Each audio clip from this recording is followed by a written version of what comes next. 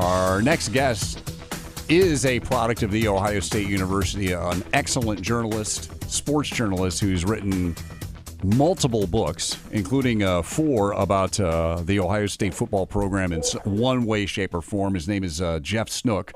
And Jeff, first of all, thanks for joining us. I have to first bring up, it was made to my attention, actually, Stan saw your Facebook post yesterday, just talking about the people that you've talked to, and obviously you're well connected with Ohio State through all the work that you've done with the university, with the books and everything. And your feeling, the direction that this may end up going is that there may be no suspension or anything with Urban Meyer. Why? What you can tell us based on your sources, but why do you feel that way?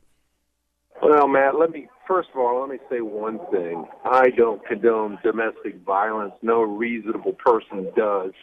I want to get that out front. So no matter what I say, I don't want it misconstrued in any way. I got you.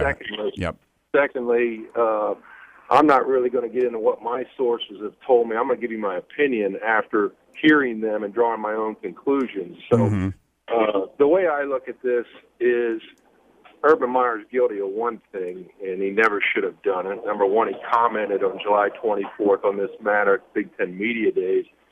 And if he was going to comment, he should have been honest. If not, he should have issued a no comment. That's what he's guilty of right now. The rush to judgment from what I call the ESPN-driven national media frenzy is just outrageous in a lot of regards. I mean, they jump from innocent to guilty within minutes without hearing all the facts, and they don't even give a chance for the facts to come forward. So, and I'm not talking about what Zach Smith may or may not have done. I'm talking about what Urban Meyer allegedly may or may not have covered up. That's the issue here right now.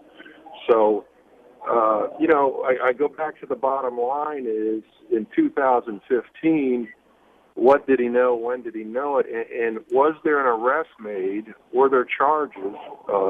Did the evidence warrant charges? And apparently there weren't any then in 2015. So you could argue, what did Urban Meyer pass on to his superiors? Was it a bad argument, a bad dispute, a verbal altercation? Ohio State, which is I'm talking about Gene Smith and Urban Meyer, they can't go out there to Powell and interview Courtney Smith.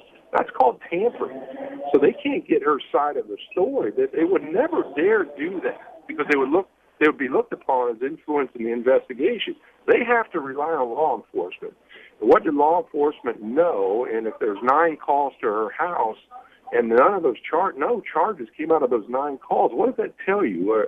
Was there evidence for those charges? Did she refuse to press charges?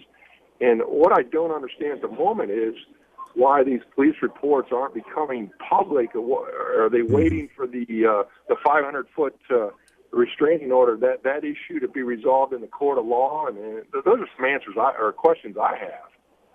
Talking with Jeff Snook, author of 4 books regarding Ohio State football and well connected with people at the university. You're right, Jeff, and Stan and I have talked about it, that Coach Meyer botched Chicago. I mean, he totally screwed that up. He kind of admitted that in his statement on Friday.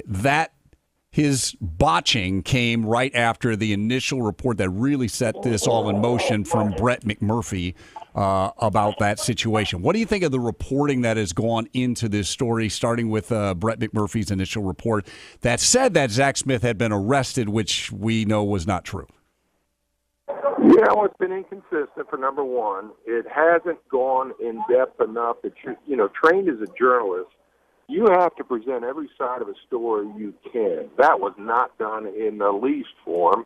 There was a rush to get this story on his Facebook page, I can tell. And doing what I've done for 36 years, I know why he did it the way he did it. That doesn't make it right. I mean, he made several errors, and the errors originally he talked about an arrest. There was no arrest, and he changed that to, he changed that narrative later on. Now, whether there was a police report that changed it, I have no idea. Only Powell police can answer that. But when you're in possession of the text he was in possession of from Courtney Smith, your duty, your job right then is to go to Shelley Meyer and then to Gene Smith, and then you call Jerry Emmett and you request a one-on-one with Urban Meyer, and you tell them what you have. You have a duty and obligation to get their side of this story. And his reason or excuse, I call it, on his Facebook page was, I know they were going to issue me a no comment. Well, no, that's a cop-out. You don't do that because they're going to issue. You think they're going to issue a no comment, so you don't go pursue their comments? That's flat out wrong in the school of journalism. I'll tell you why he didn't do it, because he didn't want to tip him off of what he had, and Urban would either hold a press conference or release another statement, and it ruined his scoop. You know, he just didn't want his scoop to be ruined. It was completely one-sided and unbalanced. And you know, I've seen everybody across the country laud this report as the sports version of Watergate. It's not even near that. I mean, it's just not complete whatsoever, not thorough whatsoever. He's not governed by a sports editor anymore that would have pushed him and said, you need to go talk to so-and-so, you need to go talk to so-and-so, and et cetera, et cetera. He's working for himself on Facebook. So there wasn't a checks and balances there to make this report complete. And that's obvious to anybody that ever took a journalism class. And if he went back to Ohio State and he got and they said no comment, then that can be part of his report, right? I mean, at least you make it obvious that you made the attempt. You're obligated to try. You're obligated to give them the evidence. And Shelley, I got your text here. What about that? And she said no comment.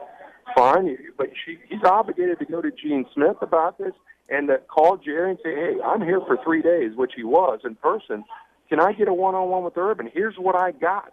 Jerry would have called Urban and said, here's what he has. You know, and make a recommendation. You should or shouldn't talk to him. That's up to Urban whether he wants to talk. But I know Urban well enough to know if he hears specifics like that, I think he would have granted him some time in his office, because the last thing he wants is for this to come out without his side of the story. And it's almost like he accepted a challenge on July 24th when Urban said the words, I don't know who creates these things. It's almost like he got his back up and said, I'll show you who creates it. I'm going to burn you on this. And that's what he did. But it's journalism. Journalistically, it is full of holes and has plenty of errors and rush to judgments without getting the other side of the story. And like I said, my guess is, put myself in his shoes, well, the reason he didn't want his scoop ruined, because Urban could have circumvented that by releasing another statement and say, hey, I made a mistake, I lied to the media. Jeff, what is your view of the committee that Ohio State has put together? 3 of them are trustees. They do have Mary Jo White, who is somebody that has been hard on domestic violence in terms of investigating in the NFL. There's a lot of people that say, well, how impartial can the committee be if half of them are members of the Board of Trustees? I'll raise my hand and say that was part of the thing that worried me, that might be the narrative for Ohio State. What is your view on the committee and this investigative team? You know, I don't know all of them, so I'm not going to sit here and pass judgment they will or will not do the fair thing. We'll see what they do. Well, the one question I have, maybe you can answer this for me because I haven't been listening to the show all day, is their job to gather the evidence and the facts as they know them and present them to Michael Drake, the president, who makes the decision? Yes. Or do they make a recommendation? It's going to be Michael Drake who's going to be making the final decision. Now, they may, I don't know the answer to how you just said that. They may make a recommendation, I suppose, but it's my understanding, though, it's Michael Drake's ultimate decision here.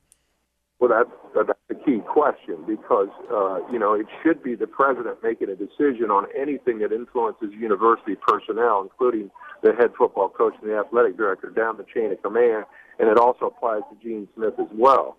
So if they're doing that and they're getting all the evidence in an impartial manner and presenting that to Michael Drake, that's the way to go about it. And, they have to do that for transparency's sake. They have to have people not affiliated with the university, not affiliated with the athletic department. It's the only way to go about it in today's society, so they're not covering anything up. So, as far as individuals, my guess is sure they'll be fair. They have to go by the letter of the law. Aside from the domestic violence issues, you can't have unjust firing and fire people without cause. Mm-hmm. So it fulfilled his contract by passing this up the chain of command. He did the right thing. Like I said, he's guilty of lying to the media. Well, if I had a dime for every time a football coach lied to the media, I'd own Fort Knox right now. Yeah, that's not a crime. Hey, Jeff. Jeff, he shouldn't do it again. Yeah, Jeff. One last thing before I let you go. And you mentioned the spin that has been nationally in the rush to judgment, in your view, of what has gone on here. Is there anything that Ohio State can do? I mean, other than firing Urban Meyer, that is going to me, it's no win for Ohio State from a public relations standpoint. Because everybody has convicted everybody involved in this nationally. Is there anything you think that they could do to change that? And should they care about that at all? They should not care about it. They should care about the truth. They should care about the truth as it pertains to their employees. So when this is all said and done, if they put Urban and say, I'll never lie to the media again unless I issue a no comment, which he should have done, but I passed this on. Gene Smith handled it properly.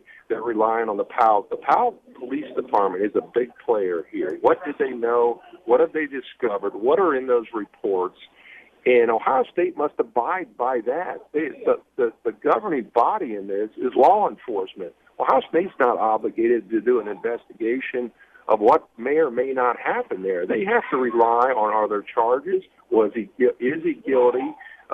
Is the DA bringing charges? Is there evidence to warrant charges? But they don't do the investigation that law enforcement does, so they have to rely on that.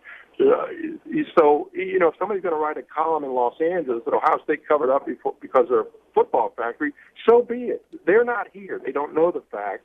A lot of these people don't pay attention to the facts. They want a judgment right here and now at the beginning. And, the facts be damned. Well, not everybody's guilty that gets accused of something.